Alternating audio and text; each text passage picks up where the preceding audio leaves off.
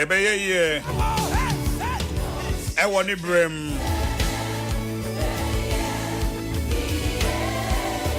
mango brea etofom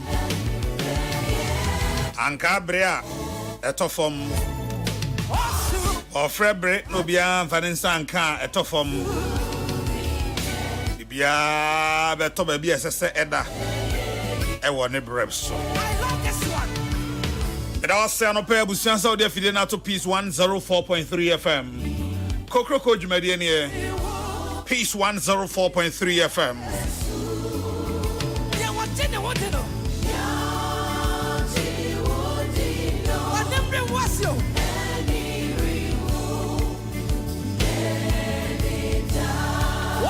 Kokroko Jumadi Chame the Ghana's Morning Voice Chairman General Kwame Safakan.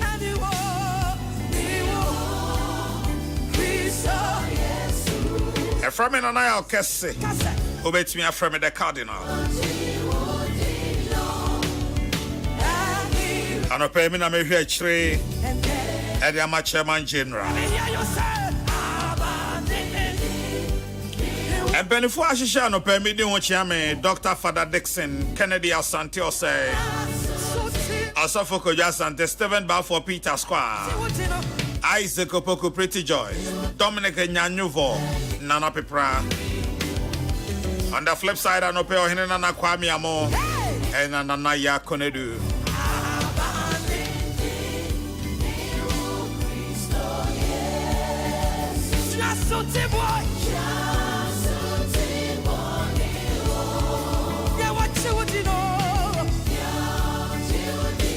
David Kwajo Amwating. Eye titania wada Traders Advocacy Group Ghana ayi twanitia efreno tag ano obenia mo ate machi ana majozo na what say yamiado iwiasi nyina diabolic na hoye am also hoye ode menka ohia no pay ewiase nyina nimu se wono sa owiase nyina nimu ewiase ni pa bone fo hene openi ano pay e frɛ wa bɔkɔ ejamu na mu odwom yesika semi e fa kese na gina momo so dollar ihu asem eno ena ya na mu gina so kase ema eniema bo ayedin ewodwom te sei dollar iba na eba form onuanom gutafo aka kire omo ko maso obi antete ne niema so ne ade tag for yentem nka sa dollar yi ene adwade onsem tag for nso so musan there na mama for CDKC sunchia Ghana for Traders Advocacy Group ma dollar na eba form ne de asempa ama idwedifo nyina ne omo de dollar ne ye adwuma no omo sedia eba omo ni mo no ye sedia eswani na target so ya din komo bebre ye ka kire ya members nyina ne say to be unfair say obeba bonten say udwedifo nyina nte omo ne maso adin tina me kasa ye ne aye ko akwaso ekofanya maba emagan unene bito yo ngofo mienu yo omo nyame adom omo ye adwuma na ko enimu kakra omo nya omo suppliers no manufacturers onim adom na enukwedi a omo su dima omo suppliers no ndino eni ebinim wo ade a refer no 30 days credit ebinim wo 60 days ebi wo 90 days ebi wo 120 days. The uncle for no more sa facility in now. Almost dear, send $1 back from ne on big material money. It will be unfair on our part to say, Rebecca said, oh, now be a Utoaji only Amazon. So, some day after Ghana, yeah, before you will my pressure back for me. And I watch me and Echo Busumi. Now, and now Kanyama, many maybe I'm a year in December. Last 2 weeks, maybe 2 years, because of and Tokwa, yeah, Air Coast or South Sudan, yeah, Emma shipment. He said this almost could divert here for South Africa. enti ama wo shepo niema eche enti obi a ode dollar bi a 15.8 and 16 and a year niema na bedu no it will be unfair so be catch us any panel on tin niema so sisi anemu ekedifu a ye di dwe nyina obi a so niema boofo a utimi more profit na so niema bo be yeden enti ekedifu no ewo wo mu se obetumi atene niema so kra na nka wo nya se ekedifu ko penyi da be catch me so on so na ni na mu no ye be encourage wo mu se obia nyame bɛyɛ wadom a onema ba bedu ana sɛ wo saa credit facility ni die ye no kwa de wo mo nyia sɛ bɛka kyerɛ wo mo opa me sector ye wo nkɔfo a fiti last week nyina wo matɔ mo nema so me a me no wo kase because nyame adom so me wo saa facility ni bi no nti ɛtɔ ya start sɛ ɛba no ya tesu because ɛka da wani mu so enti da wo kra wo teso na wotimi tɔn wo nema ni nyina tesie na wotimi du sika kwa ube making more profit than so ube cancer or year so now what chinebi ebi a sa stable environment ja enjoy sa kwa kenya o wa kwa chelo engineer be ko so ahye e be phone crime se obia yempese ya be te se ne yen ye twenso awie na afi boat na edi twenso ni ese no afi kire ne se enye ye start adwuma na na nya 30 days 60 days 90 days and 120 days credit no eye edwuma pa ye ne no kura ye dima ye suppliers enti na ye were a lot of Ghanaians so a afei no almost start edwuma bi a year 2 3 4 5 years afei no almost nam sa kwa no so se be ya almost mre bi eni akire no almost benya sa credit facility ni bi enti omunye ye die ye bi dika hye omo a omunye bi nin kran say enimanimu ya no omo niemem magana fo nyina enjoy no chine bi se dollar na ekoso na wo to niemem a omo ankase gredifo se be yenwe wo mo nemu it will be unfair se ye beka se Ghana fo gredifo nyina ente wo mo niema so nemu ye be show mu nkran se if the need be na obetimi ateso na ha o capital o de ye adwuma na ebetimi akwa abade a ene ye ente so na Ghana fo nyina because in as much as me ye import am ye wholesale ye retailer no me say consumer me no ba ko to obi ade aye me ho nti me se me die so no no so te me die so no na ye nyina no ye nya asumdie na ye so nyina de atena o man me mum ye ka me say no na ye ntu ye nyina no truck drivers for so for e gedidi na ye se won te ne ne ma so no wadiatu obeteso na wo trotro driver na ikedi na teso na enwumire wopon na wo kofi otodome wo fa no from aka na kosi cycle wo musi ya wasa load akosi asemota wo musi ya no wasa load akodome no wo sa trotro driver na ikedi ni so be pe bibi di atoso na wo tia wo de abre wanyumire and you say go baby oh you go so say ya famudie ye be do baby ye kan say ye ya famudie say ye ni ye 24 na kasa say ubetimi a ana sa facility am chiri mu no teso na omo teso no say wu tu agina grafo no wu tu agina mo so fo omo teso ama wo trotro driver wo yiri bedwuma wo benya niema no fo no se gedi ni so pon no be fa wo ka wo so dan suba pedi say area wo no straight from Domi to Accra e plan you ne bonu ntie enyimbe so a load Domi Accra Central straight to Domi enye ni speed na wo ye ne sa ne gedi ni so fa na wa dream because onim do wo tia 10 cities na eko enyimbe wo be gi 15 cities ana mana boka 18 cities a sa 8 cities difference no gedi ni bia smart person ono so be smart jama wo yere na oba do tane ma wojomu no no wate na nyumre odi abraw nti na yentu yonfo sani ebe ya dollar na eba form no ye impress on our members say omo emmo de mo ni mamra form no omo so be yes na nyumre no o trotro driver no so wodi wuni na o man mu na enjoy dollar na eba form openi metu ncheche mu yase na kire se mo niema bo no enye dollar no nko a per se but ejina enema bi akeka ho so many factors, but dollar no pana, the main factor because one, post union crowd. Index, price index in dollar form. Who could you win Yama and Kaya Cotton Yama or dollar, pounds, euros, or Abontena bar? Keep a do man get the dollar next to mine. And right up to 2024 election, you see, you are penny bound on a quad or car or bar or better near in city. Then you are penny, your mamma also catch or bet peggy dollar rating. So they are. And yet every Tuesday, and next Tuesday, I'm no say. A better sound portal. And you know, your name, it looks at $200, but the dollar never form. Say, and last week, the dollar rate a day work here or port, be a T1, and then look at a rubber form.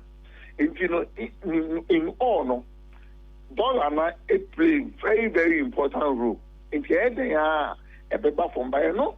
And now will be an against dollar back from the end, and I just say, BBI, dollar. Interest rate, after. Got the headquarters at BCA. And so the Ghana for benefit. I didn't know benefit. You see, young one marketplace in Kodija. You Kodija one marketplace, no. Ghana need Kodilona, would interest rate of 36%. The whole Nigeria, 17%. The whole South Africa, 8%.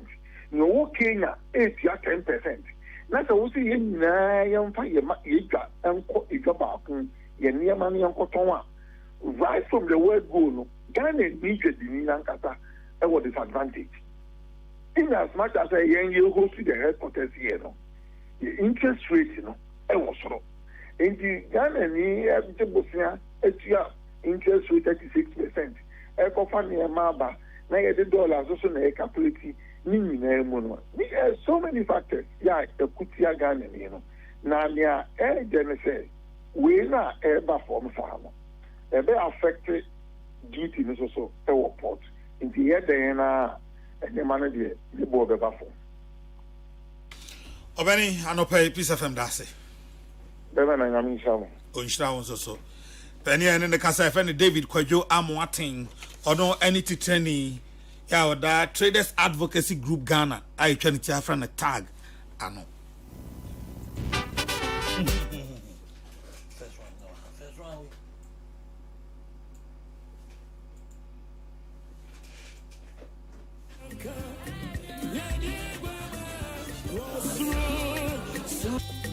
Atuma. Mira Mache. Mejodo Nanaya Orchestra. Yes. I want to wait for you around the place. You. That's a pa. That's a set or G. So, I'm patcho. I crow up on me, dear. What do you mean, seeing I am ye? Yeah, the radiasi. Now, Mira, as I say, yeah, energy sector, and it is saying, and I'm saying. I quite out the Motsanara. Shane's a sign. If you followed IES before the election, we did state it clearly. The Obiarobo winning about to win number form of government. As our friend do so, it will stay with the administration for at least 2 years and seeing a stability in the power sector.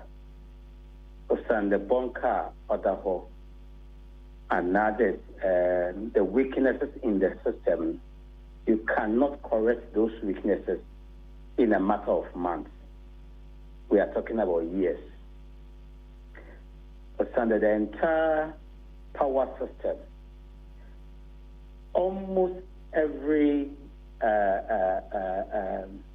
level within the value chain, city power generation, all right from fuel supply to power generation, through transmission to distribution, ni naran. Sinto wo awode yenwejuma. Onye dama da wo freni nim kan na uchinado 24/7. Yebo hu bia obecher. It's a sign, and it will not change. This year may expect even any power supply stability until we correct the inefficiencies in the system. Okay. Na nana yabako yafani saying details na e wo ho no a wo hu ye before election because me kai say me no kasa ma o kasa asem we a o kan ne ye de na wo hu ni sa bre ne de wo hu ni ne ye anti wo kasa de ne yabako no so but before that no say na wo say twamfoni a kire the sector minister so criticize impression no o mo person o mo kire say enkane na wo ho bibia yo okay just say a fault ne nema kakra bi na wo ho. How do you reconcile the two? I just the opinion that once in a while I operate or create a positive outlook. Na in that do ba no when you but what man. Na kai da me yabo fraban. Da kro ya be fie comedian. Ya ma mistake or the debate jadun say ya but her. And pursuing the chance or this jaduma. In sur ball was a baby who saying that band or son of the insu. No, there good chance, not the bad from keke. Now, other by time, no, the channel shade, Obenya, Obinit Kebiawa to be a mine. No, she my edit to one, and sha, or catching it venue, I will collapse. And so a form of motivation and assurance, and see, that's what our mother did. I suspect the same thing that the minister is doing. Minister into Mankanchang and there, or the 2 months solve the power sector problems. Na me did the yes, I see a boy do nana. Not the aircraft. I'm sure Wara that would say full. Obenyanta City.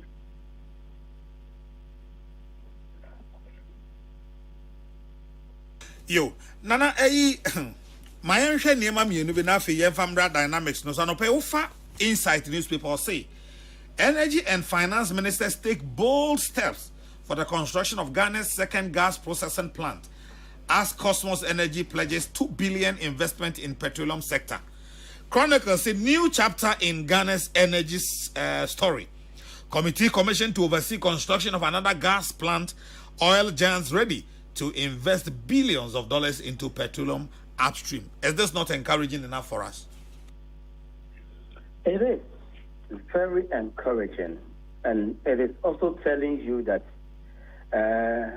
government is working to correct some of the limitations in the power sector. Now, besides the second processing plant was 2 months and not 3 months with this plant or a year. The fastest you can do is a matter of a year and a half. But normally such facilities between 2.5 years and 3 years is when it is done.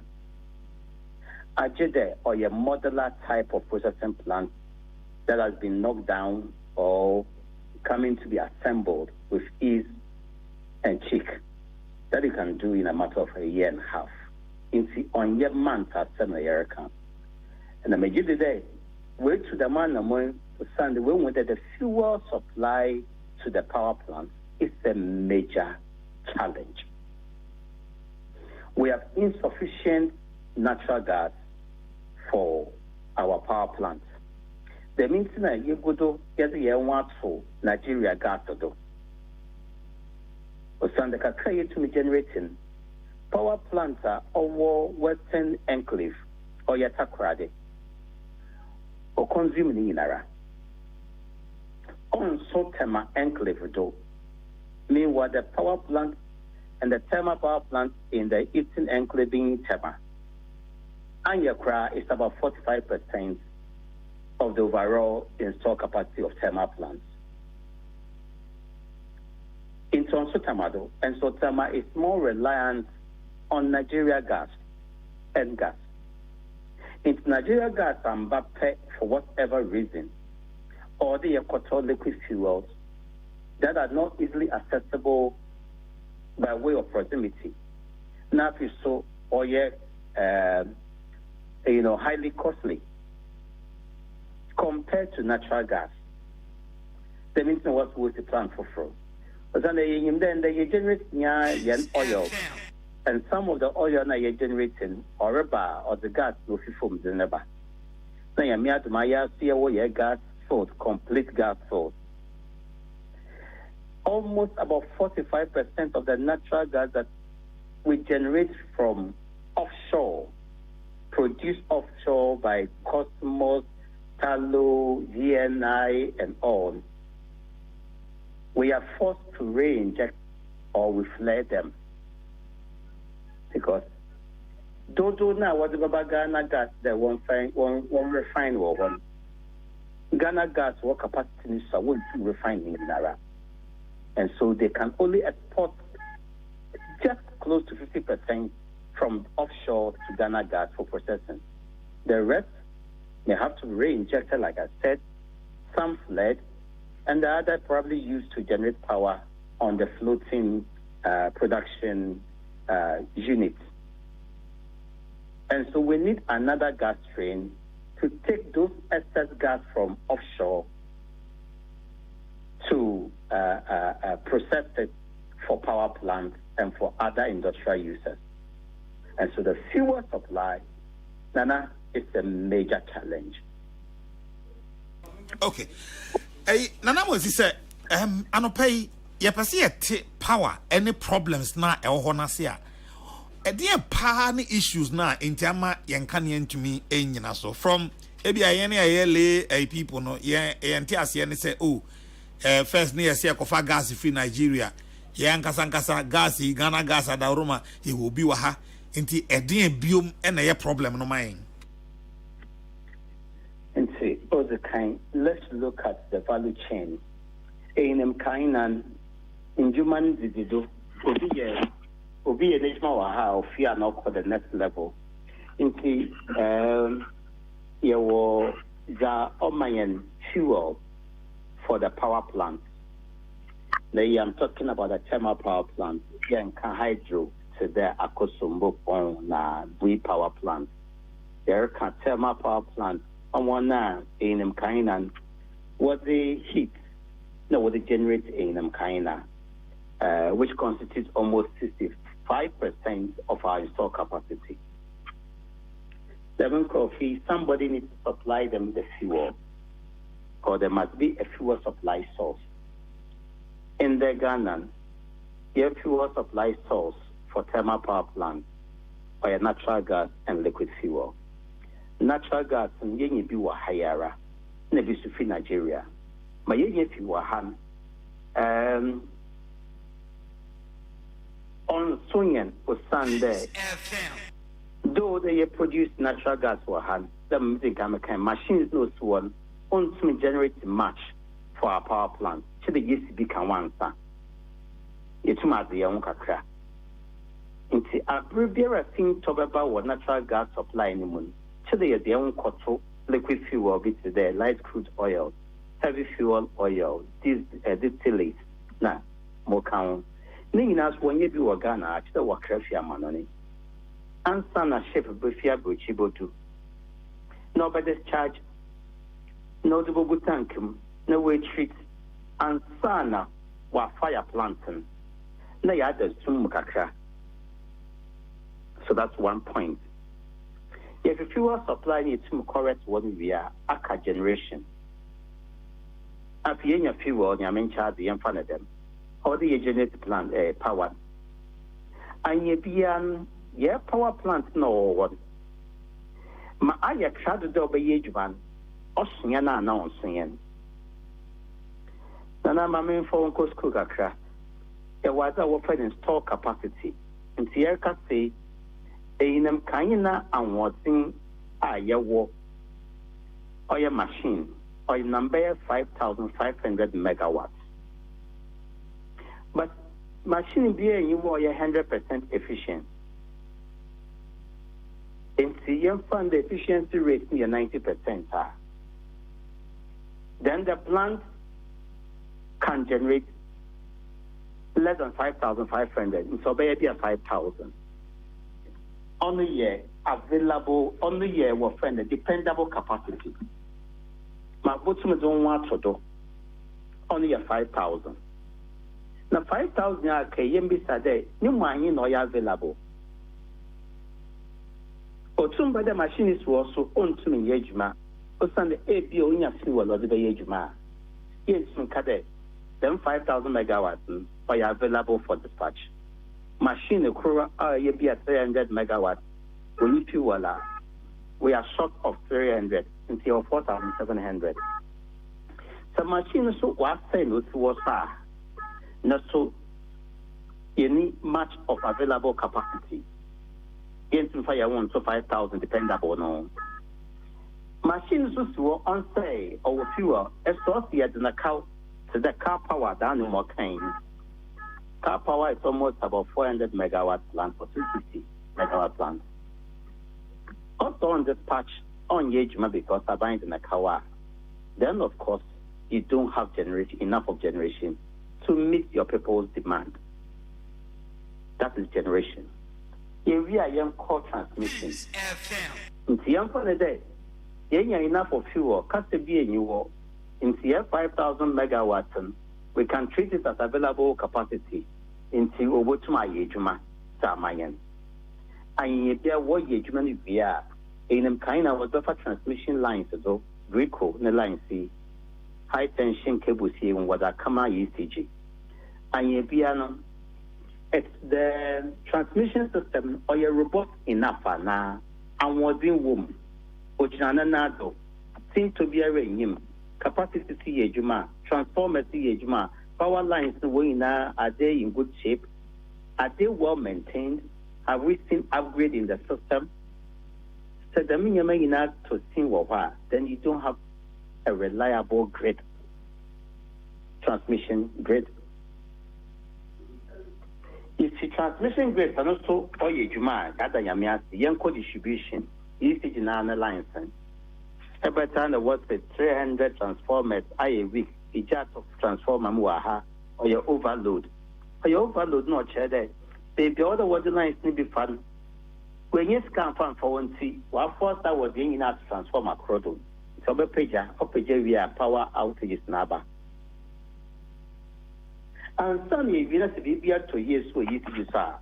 Or the kind of abre, Emi Amwesi, Nana, Kessi. And you be in a kind of you see the Etia Kawa. Easy to me, it is counting in a power is white is kind of fear war. All the corners be could see a transmit an account, the oil transmission, what's your account, what's your power plant on a cow. Would see a fuel supply in a cow, even the fuel transmitter, the natural gas transmitter, what cook, would see on a cow. So when to my other mazi, man to is Katamnan to year, a wawa could catch the edge one cow into Budum, Wova, so water over in the pipe and what to natural gas was warm flow. Cow power the carriers in a cow, and the means it no so on starts in a plant. And so today, the major challenge, or yes, the Kasab, says the kind of ECG, about my much investment into the system. Greco, about my tunnel lines, the why investment, upgrade new lines, no so be yet. Sikawa, you put here a toggle, you put your car power. Sikawa, you put your WAPCO on time, so that we are not threatened with shutdowns. Okay. So me know you name there. PURC, or my year once somewhere in October last year. The Putumbi was the cow the UCG, the major distributor, Ojiji Fiao, Okobun Kuntan. Sometimes consuming more than even 60% of that expected revenue. And like I say, so what will craft say? Or Tom Banching, no Keju will go with the Frino, 100 Ghana. Otombi we are the Konya to me, 60 Ghana. When some could see a bunch in the Rakau, baby or coaching. Or the Mabe 3 times and 1 other month bunch on cotton. And would the business survive? In see, the business of power is only surviving on government support. ECG into me just scanning phone coach Adam or says they be Sinto or Bonka or our day. What finance ministry for discussion? Which business is done this way? Then it means that it's a certain fiscal pressure on the economy and on us. Into Sika, Yetia, tax, all the what be your coin, what be your activity, Nanyaman, or the way be what about Siakawana UCG, Nanet Kuwab or Kaunego. And so this is complex. Into weaknesses, it comes from multiple directions.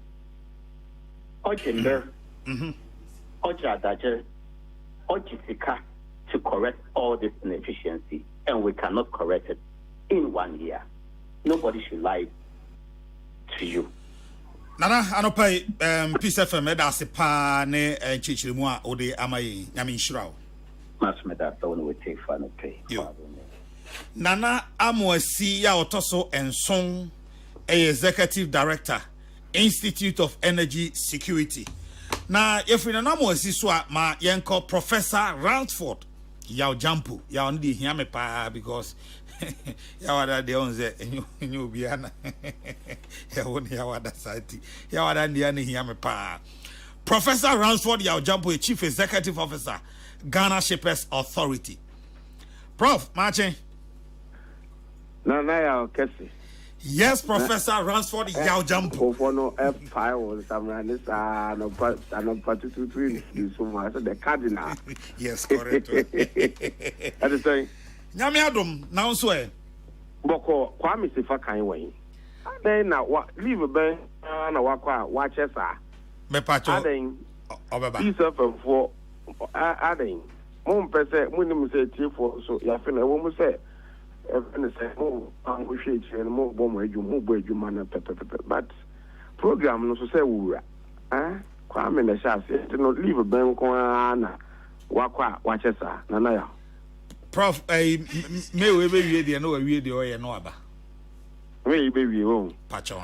And the chairman general, maybe I will be a no, Michelle, it's a one car radio, so I check. Yeah, Madam San Canon Coco. January, February, now about now. January, February, March, April, May, Moon, ye we, about time, baby, and Nasa, and it's you for any son, a dark fine, sir, about Unia or Yabiana, or Banabetia, Neguma, a society will be attending at it. Prof, sir, I pay me by Juma and I. And you or minus some. Nina call minus some. Many for the Boko. Sap a Kwame or Banasa, Mamma Uncle leave you my 7 year bonny. May also make us me all near the Akanina, Uncle Siafinary, as I mean, and leave in an Wako. I couldn't leave 2 weeks, 1 month, and in an Wakwashim. To way accumulated leave. Prof, Anope that say, congratulations, also, if we say. Over Jumakesi, Menon Kasa Radio to say that. Congratulations. Yo. Anope Yabawa Boko Buankra. If I say a hot is saying, now nominant, yes, Oko sending a Juma ACT. Na Pacho Okoye a hot is saying. Namado Mibia Boko Buankra project, your project Bia. Your friend Buankra Integrated Logistics Terminal. Na a project Bia. A free Jerry Rollins abreso and I won't say. Now, idea is decongest the ports. On say goods be bar if you are broaching by ports, a be or her na a bagana ha ya antina a be a porter na ya fako. It means to see a transit goods, not just a Ghana ha ABC Ghana Nankofo Afa Efi Ghana Akobia Ivory Coast Burkina Faso and other landlocked countries in Asafo. Intino Buankra project no idea ne say all transit goods no a bar na anka eno akọ Buankra na wonga efi omaman so ebe form goods no omoba omomba airport na mombeko Buankra, so that the ports get decongested. As I say, one Ghana for omo form goods waha na omo so amama bimu for so be form goods the same port na so for the na ports no congested. They are congested and they delays the brain back nti no untimi nkle ogu sentem ne nasefo na mu demorate ne ebi sese ebi no so ewie ebi ne nasefo ne nyina na de nyina eba nti won a de Rollins Abreso a project was initiated and as the idea was mooted and was the main brain behind the project na feeling so no to prevent or to minimize the congestion. Another rationale is to spread economic development and economic prosperity to the middle section of the country. Senior Beya, unse what the Usi Buanka project na near say ebema economic activities be and so ebeba Buankra, Kumasi, and all the sections in the country's middle belt.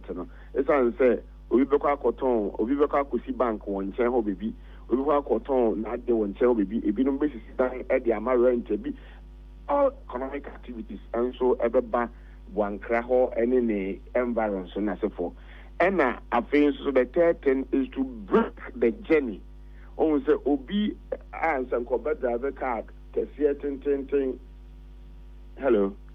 Prof Bacho hapa BTO pa. Obi be drive a car if he be a Burkina Faso Abatema port for instance you break journey now or no or better if he be a Burkina or be Buanka no jina or be fat the transit products not the core. Now I know so I'm a driver for now or more driver quarantine and more bread accident so in a project, you also have senior being Kanka and Rollins Abreso or Moye, President Kufo, Edia, and also more Moye Kusi BB, President Mills, President Mahama, first term, President Akufo-Addo.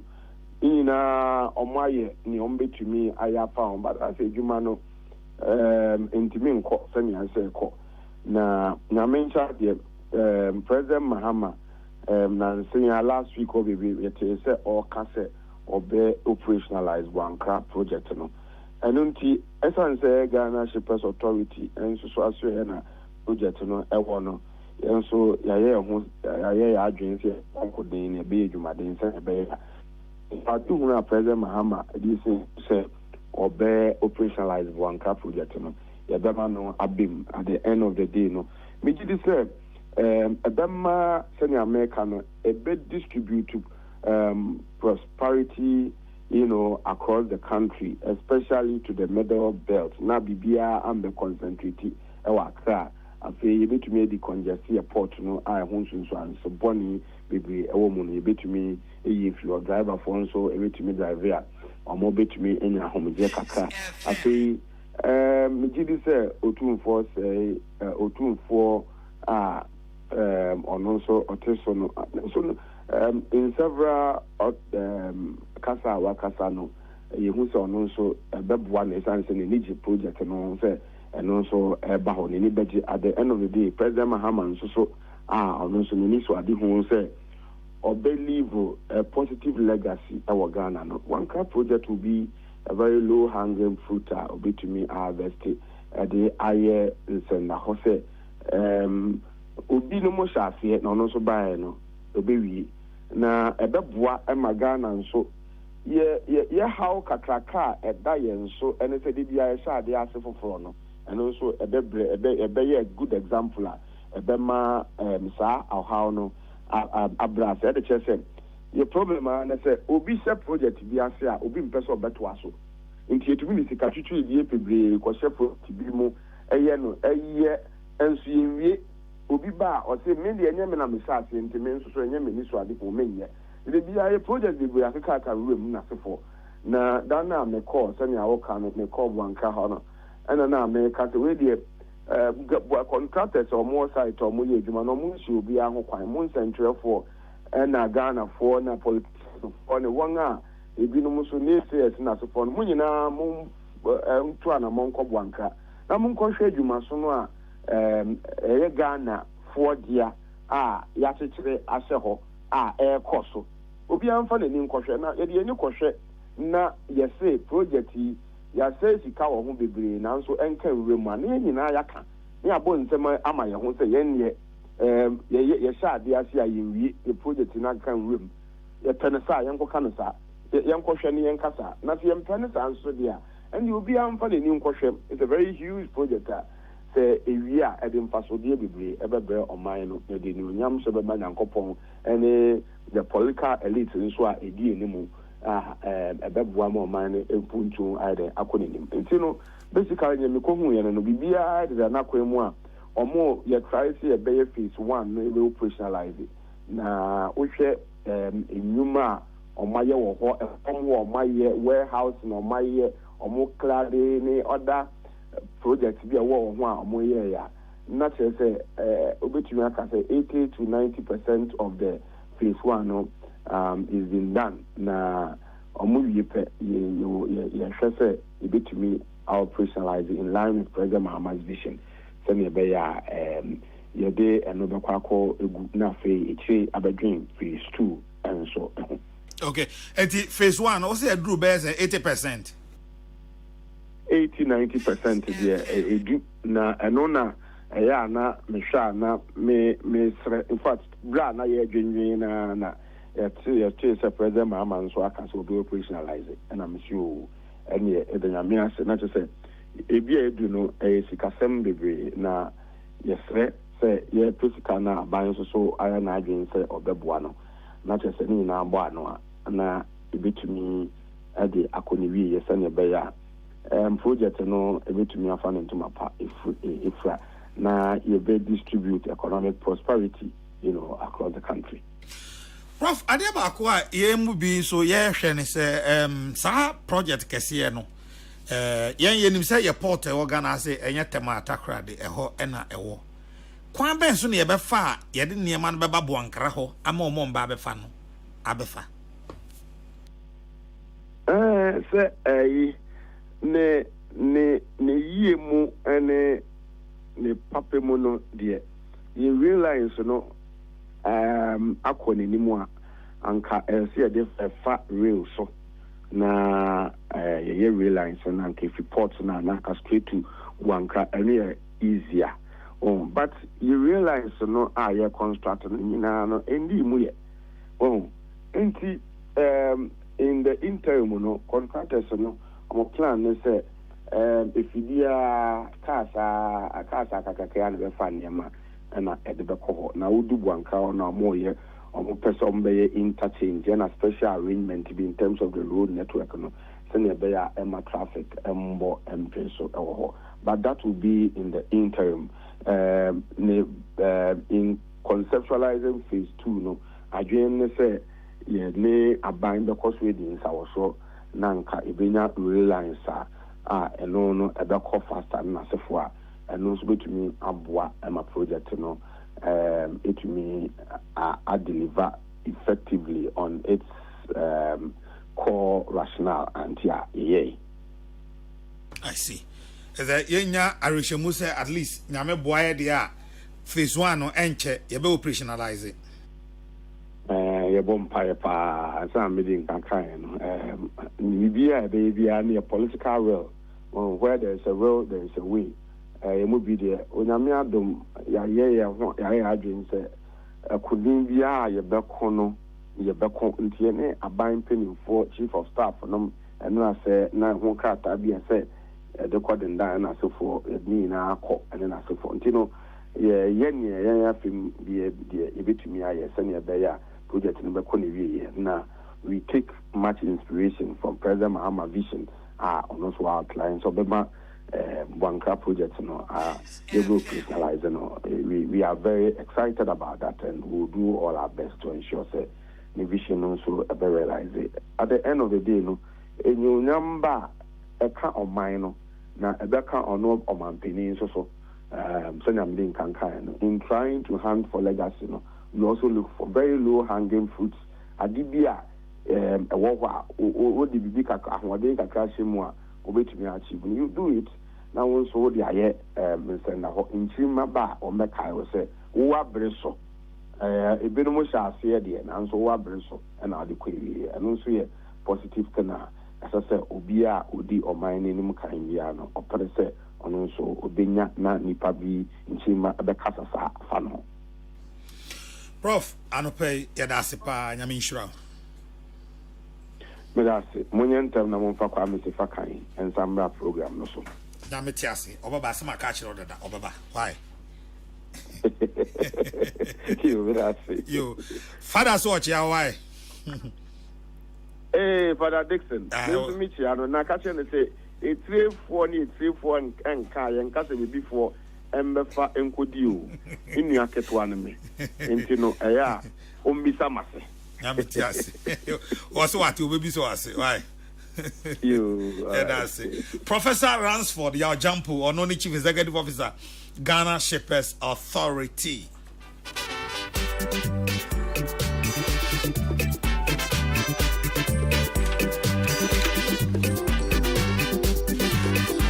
Madam Sandra Donko of Etiwa West District, Ghana National Association of Teachers.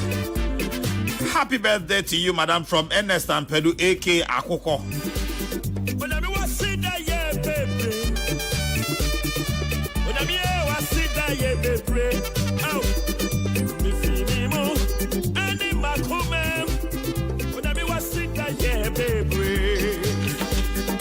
This one is to wish Mrs. Justine Rabna Arthur of the Church of Pentecost Ablekuma Central a glorious birthday from your husband, Elder Arthur. Linda Dako of the Church of Pentecost Ablekuma Central, you also celebrate your birthday today.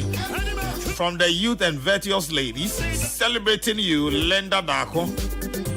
Benedicta A.C. Ahen, happy birthday to you, Bene. From family and friends. To you, Letitia Otuko Gazali of Presby Church Victory Congregation at Shama North. And to wish Charles Kwesi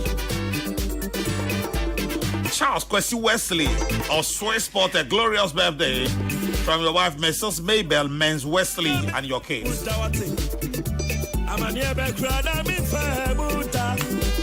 Don't go kuya bwa Afriki wa ha. And Chenia Kofa Sports.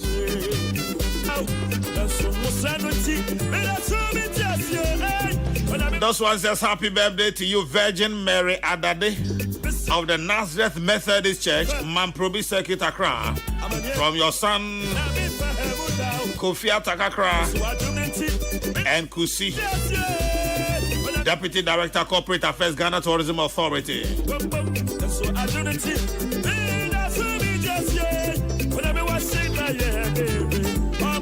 And this one says special greetings to Joyce Sewa. You are the manager of Parkview Restaurant, the regular listener of Peace FM. And this is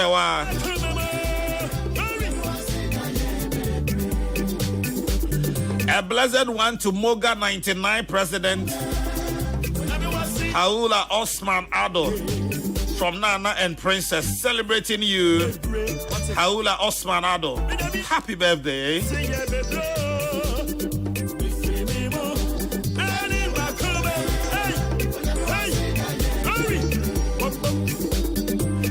Samuel J. Donko, a.k.a. Rabbi of Achim of Fuase, the best leader and truly remarkable person, wishing you a glorious birthday from Solomon Kusitete. And a glorious 71st birthday to former national organizer of the NDC, Openi Yawuatinjan. Simply referred to as Ofeao. May God continue to bless you. From Kofi Martin Kofigo, from myself, the Cardinal, and from Yao Obey Menu to you. Ofeao Yawuatinjan. Happy birthday to you, Ofeao.